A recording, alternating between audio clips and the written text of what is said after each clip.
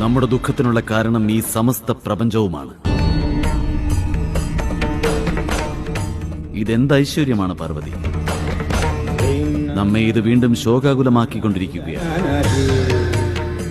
ശ്രീയുടെ തേജസ്സാൽ ജീവിതമാർഗം തന്നെ തെളിഞ്ഞു വരികയായിരുന്നു.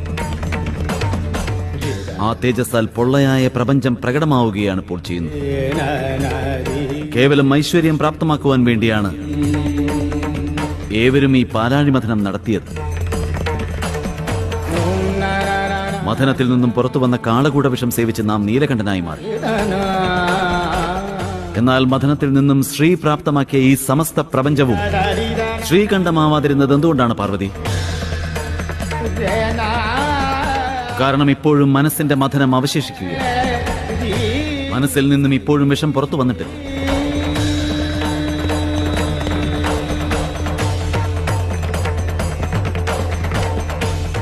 മനസ്സിൽ നിന്നും വിഷം പുറത്തു വരാത്തിടത്തോളം കാലം സദാ ശ്രീയുടെ ദുരുപയോഗം ഉണ്ടാകുന്നതാണ്.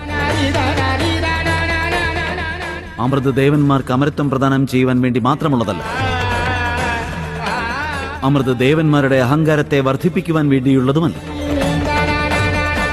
അമൃതിന്റെ വാസ്തവികത ഈ പ്രപഞ്ചത്തിന്റെ നന്മ മാത്രമാണ്. ദേവന്മാരെ അമൃതിന്റെ ഗുണങ്ങളാൽ സശക്തരാക്കുകയും പ്രപഞ്ചത്തിന്റെ നന്മയ്ക്ക് വേണ്ടി പ്രയത്നിക്കുവാൻ